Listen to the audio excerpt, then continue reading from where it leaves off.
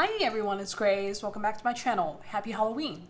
So I hope you all enjoyed the first industry leader interview where Dr. Zhou shares her physics invention that can put a complete end to COVID-19 and its variants. I will also be doing a follow-up of its patent filing and when it's ready for a market rollout. If you haven't checked out the interview already, click here. So at the beginning of this month, we see a rising pattern of the mortgage rate. So today I'm focusing on the topic of whether higher mortgage rate is good or bad for property investors. And I'm going to focus on the Tampa Bay area, which is the tech hub in Florida. Before we begin, remember to subscribe to my channel and click on the bell button so you'll get notified immediately when new videos are uploaded. Also, feel free to give this video a thumbs up if you find it useful. In my opinion, Tampa Bay is one of the most important future metropolitans across the nation as tech giants decide to expand their bases, so it has both short-term and long-term investment values. Let's say an investor has a max cash budget of $500K. Should the investor use all cash or financing? If that, how much to put down? What is the best strategy in the fourth quarter of 2021? And what exactly is it that an investor can take full advantage of at this particular point in time? And if you're investing in Tampa and decides to use mortgage for one reason or another, by all means do so. But in this video, we will see what kind of impact does a 0.5% increase in mortgage rate has on property investment. We'll be looking at 5 pairs of relationships that appear to be simple, but time sensitive to answer those questions. Number 1, mortgage rate and loan origination volume. Higher mortgage rate means that the cost of borrowing increases, which drives down the demand for mortgage loans. A survey by the Mortgage Bankers Association shows that mortgage loan decreased by 4% from August to September 2021. In the same month, the 30-year fixed mortgage rate rises from 2.87% to 3.01%. So it is certain that the higher the mortgage rate, the lower the loan origination volume. Freddie Mac also made a forecast of purchase and refinance origination volume.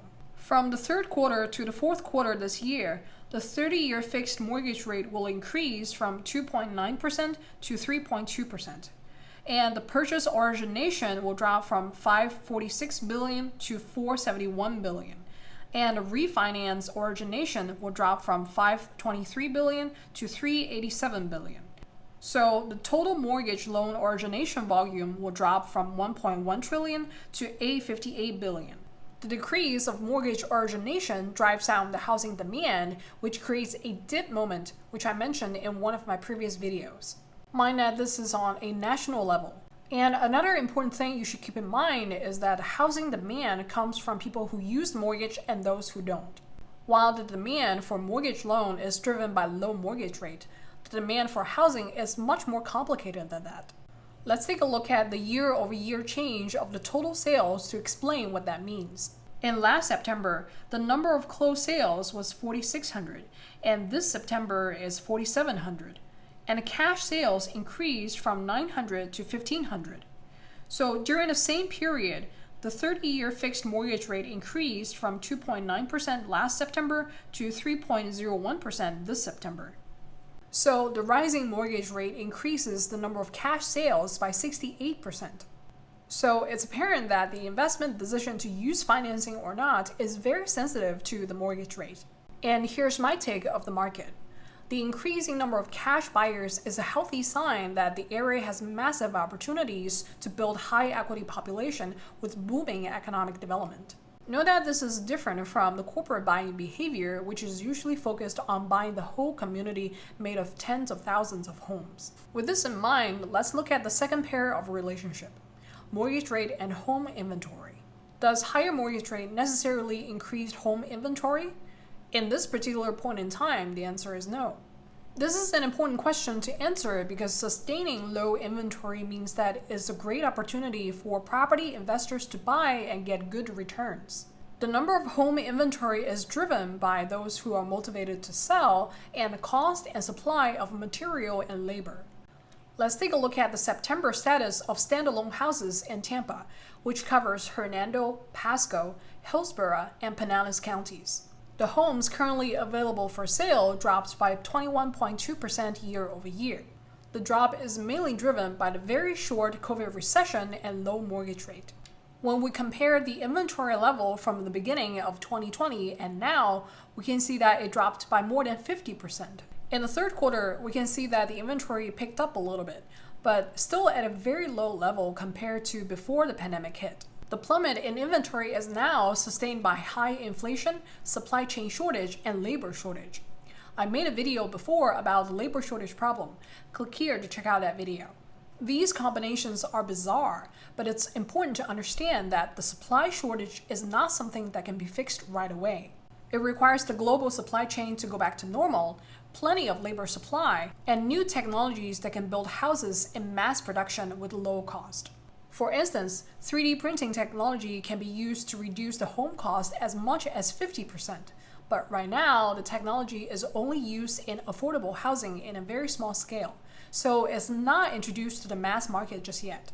And these changes will not take place until at least 5 to 10 years later. So you should understand that the rising mortgage rate has very little influence on the home inventory in Tampa. Number 3, mortgage rate and housing price. Tampa is one of the steady markets with stable growth without too much volatility. This is shown in a steady year-over-year growth and a smaller gap between the median price and the average price. The median price was $282K last September compared to $348K this year, with a 23% growth. And the average price was $349K last year compared to $417K this year, with a 20% growth. In the same period, the mortgage rate increased from 2.9% to 3.01%. This is rather counterintuitive because usually the higher the mortgage rate, the lower the housing price. So the steady growth in housing price despite rising mortgage rate shows that the single-family homes in Tampa has strong resilience against higher mortgage rate. As the mortgage rate continues to grow to 3.7% by the end of next year, the number of cash buyers as well as the median housing price will continue to grow steadily. So now let's tie in with some macroeconomic factors. We know that the Fed will start to taper next month and finish the 5th round of QE by the 3rd quarter of next year. This action will slow down the activities of those who purchase with a mortgage. So here's the key question. Will the local market continue to grow without the mortgage-backed securities crutch supported by the Fed? In my opinion, Tampa's urban development will continue to grow not just by the support of the Fed buying bonds, but also from companies moving to Tampa, such as ARK Investment, where Cathie Wood moves its headquarters from New York. In addition, infrastructure such as high-speed rail Brightline developed by the Virgin Group is also extending to Tampa. These factors will encourage technological innovation, create high-paying jobs, and attract more population. So even with higher mortgage rate, the housing price will go up nevertheless. Number 4, mortgage rate and monthly payment. In this section, let's assume 3 investor scenarios. The first one is buying with all cash, the second one is financing with 50% down, and the third one is putting 20% down. Let's say the investor wants to invest in a place with good public transportation, on a key route to St. Petersburg to the west, the airport to the northwest, University of Tampa and downtown Tampa to the east, and Soho area to the south. In other words, a neighborhood with a good amount of traffic, easy commute to the central business district, easy access to domestic and international traveling, and popular spots to spend some leisure time. A fairly good location to find a property with good rental income. It's not directly on the edge of the main road, but still minutes walk away, and provides some privacy and proximity to the nature. So a location such as Oak Ford Park, where it's in the center of everything, fits into this category. And here's my understanding of a good investment property.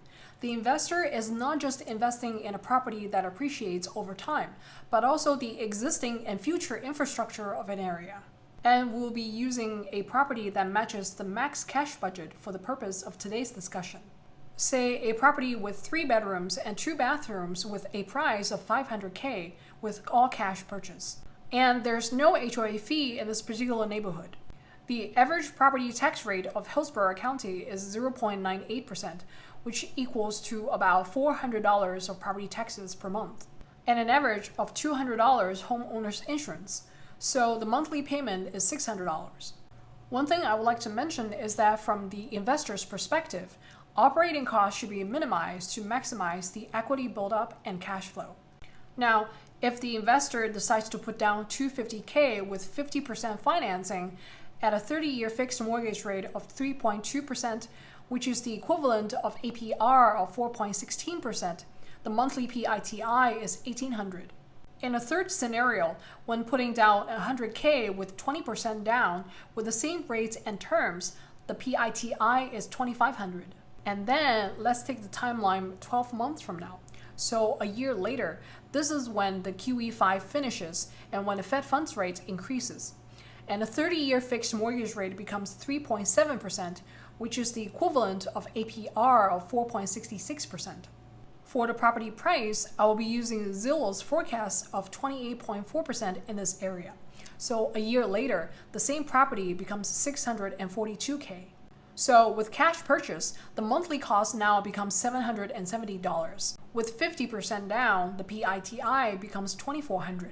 With 20% down, the PITI is $3,400. So the higher the mortgage rate, the higher the monthly payment, because despite rising mortgage rate, the housing price still grows steadily, since the market is driven by mortgage origination as well as cash buyers. Number 5, mortgage rate and rent. The current average rent is about $2,500 for a house of 3 bedrooms and 2 bathrooms. With a 21.4% increase in rent as per Zillow, the rent becomes $3,000 a year later. I discussed the rental price growth trend before in one of my previous videos. Click here to check it out. And here's the pattern of the change of the rent price. The more buyers, the less renters, and the lower the rental price. The less buyers, the more renters, and the higher the rental price. A key factor that determines the number of renters is corporate landlords, who can purchase with cash with low borrowing cost, which is determined by the federal funds rate. And you should know that there is a difference between the Fed tapering and the increase of the Fed funds rate. When the Fed tapers, it slowly reduces buying mortgage-backed securities, but it is still buying. Rate increase, on the other hand, will only occur until after the Fed stops buying. Rate increase discourages corporates from borrowing money to buy more homes and encourages them to sell assets, which drives up the home inventory. So there's more buyers, less renters, which drives down the rental price. Some of you question whether Fed will taper in November, and here's my thought. At this particular point in time, there's only 2 options for the Fed to do, either taper or increase rate. Because when faced with stagflation, it's either do or die. It certainly cannot increase rate all of a sudden because it will trigger an immediate recession. So the only option left is taper, meaning to gradually release the housing bubble to avoid a seismic effect on the economy. If it doesn't taper, it's literally destroying the economy where asset holders will see their equity reduced to nothing. So taper is the only option. So what does it mean for the rental price? Most likely, the rent price increase will continue into the third quarter of 2022 until the Fed increases the Fed funds rate. Afterwards, the rental price will reduce for the period of rate hikes until it picks up again as Tampa continues to draw in more population. So let's go back to the payment structure.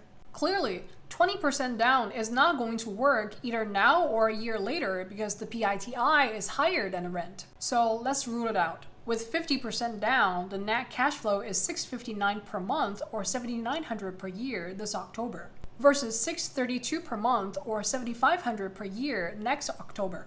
So rising mortgage rate reduces the net profit. With cash purchase, the net cash flow is $1,900 per month or $22,800 per year this October versus $2,265 per month or $27,000 per year next October. The only difference is that investing this year requires an initial capital investment of $500K versus a year later at $642K with the chance of capture the rent increase. And here's an interesting observation. If the investor buys a second similar property with 50% financing structure, the total investment portfolio of 2 properties will generate annual net profit of $15,800 this October and $15,100 next October. So the investor can generate higher cash flow by buying 1 property with all cash than buying 2 properties by putting half down on both, with the same increase in equity. And if you're investing in an area similar to Tampa, you'll see a similar pattern. So here's the good thing about rising mortgage rate. It allows investors to buy at a dip because there's a decrease in mortgage loan origination and less demand from financing buyers. The investor will also benefit more from cash purchase than financing purchase because it allows higher cash flow returns. There's still a lot of space for urban development in Tampa, which is why the housing market behaves relatively more stable compared to other drastic markets. The bad news is that when using financing, the investor will pay more in interest and generate less net profit. So from a cash flows point of view, it makes no sense for an investor to use financing.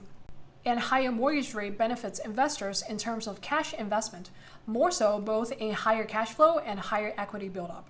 The only reason to use financing is probably for the purpose of expansion. It's probably worth sacrificing a little bit in net profit for the purpose of holding more property and expand quickly. So this is today's video about what a 0.5% increase in mortgage rate means for property investors in Tampa. I hope you find it useful. If you have any questions, comment down in the section below and let me know. As always, thank you very much for watching, and I'll see you on the next one.